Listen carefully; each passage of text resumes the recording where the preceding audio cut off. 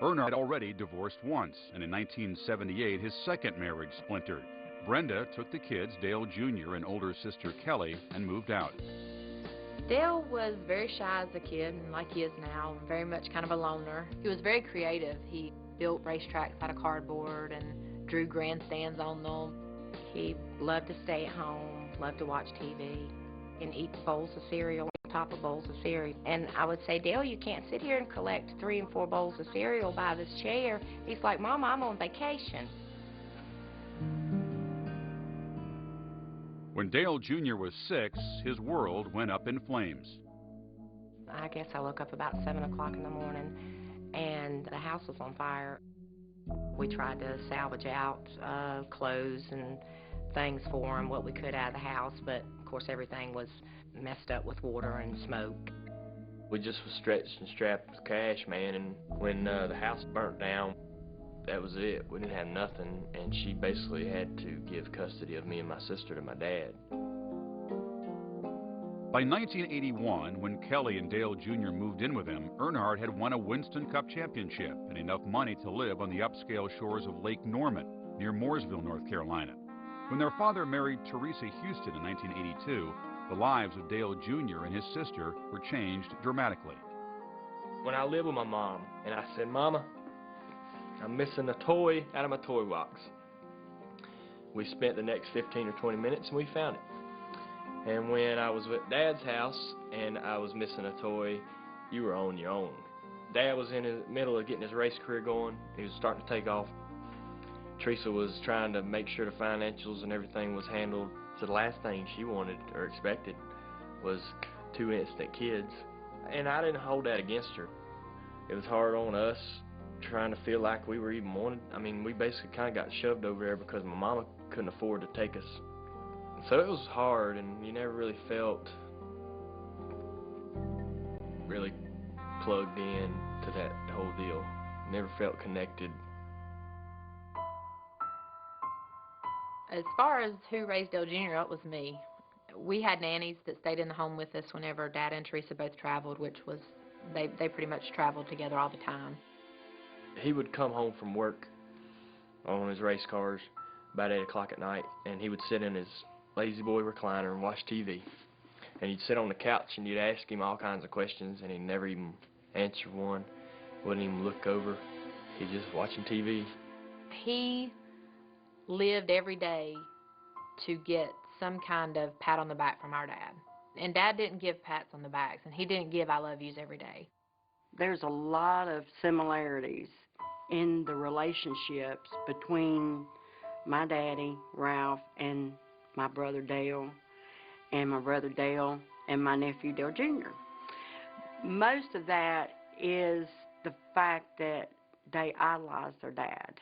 The reason why he was easy to love was because he was perfect.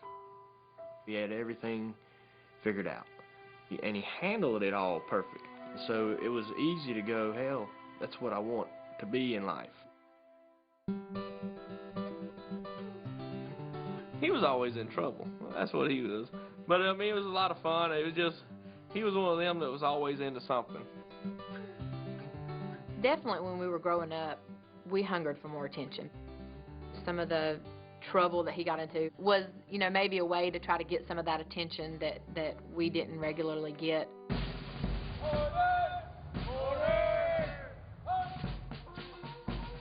After Junior's mischief led to his expulsion from a Christian school in 7th grade, he was shipped off to Oak Ridge Military Academy near Greensboro, North Carolina.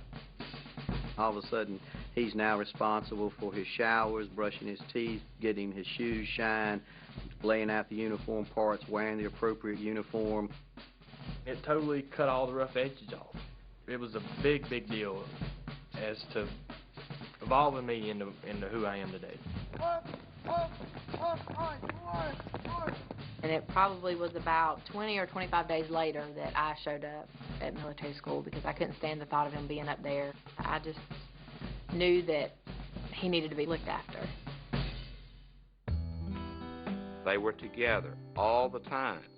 They were the nurturing big sister and the runt little brother. And to this day, She's his primary advisor. She looks at his contracts. She runs the Dale Jr. phenomenon. And he respects her more than probably anybody else in this world, period. After a year and a half at Oak Ridge, Dale Jr. returned to his home and entered Mooresville High School. As a teenager, he and half-brother Kerry dabbled in racing, running a Legends car and a homemade street stocker.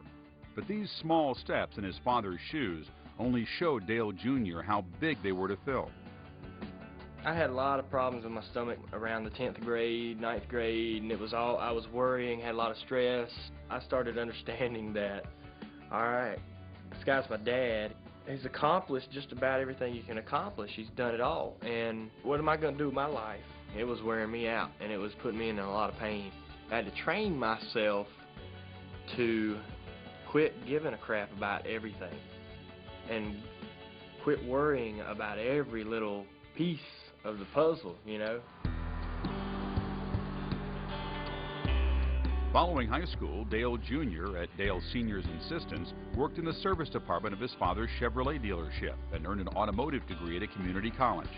But to his dad's dismay, Jr. often overloaded his schedule by partying hard.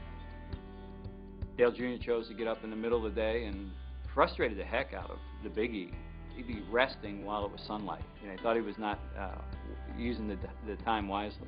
I was finding entertainment out of being at the dealership and working. And basically, that was my career. That was my life. I accepted the fact that maybe I was just going to be a mechanic and fix your car when you brought it in.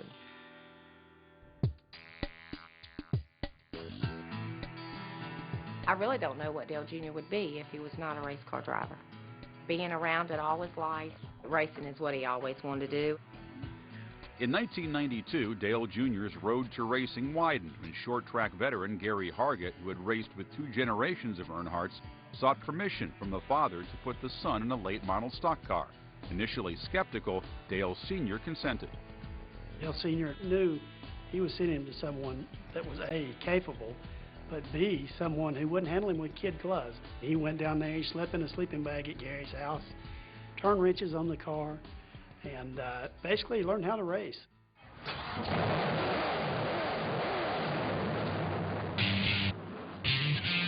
He had this habit of just burning the tires up. And I could not get it across to him that you could not run wide open the whole race. And I kept telling him, you've got to slow down. And he'd come on the radio and he says, I can't do it. I said, why not? He said, I just can't make myself slow down. I said, well, just go ahead and burn them up. For 4 years, Dale Jr. ran late models in NASCAR's Winston Racing Series. With Hargett behind him, the son of a stock car engine tested his mettle in the short track school of hard knocks. Some drivers would take him out. There's this one guy, every time Junior get around him, he'd block him. I mean, Junior would eventually get tired of it and hit him. I wrecked the car a couple times real early, and me and him had to put the car back together ourselves. Everybody believes that he was just handed this racing career. I never saw the silver spoon. Dale Earnhardt Jr. had to work for what he got. What we won the week before basically determined how we could race the next week, what tires we could afford, and who did and didn't get to go because the pit pass money was $20 a piece. Dale would go there and learn on his own how to drive, how to race, how to live on no money. Basically, it was a test. Prove to me that this is what you want to do and you're willing to sacrifice and dedicate your life for this. All the way up until I was 18, I hadn't given him a whole lot of reasons to be too proud of me. I hadn't really accomplished anything or tried to even accomplish anything. Once I started working, he turned around and started helping. He was like, hey man, all right, here's a hint, here's a clue. Dad knew all about racing, so we were more in his territory whenever we started wanting to race. I think that made him open up a lot more because he was able to talk more freely about what we were doing and showing us the right way of doing things.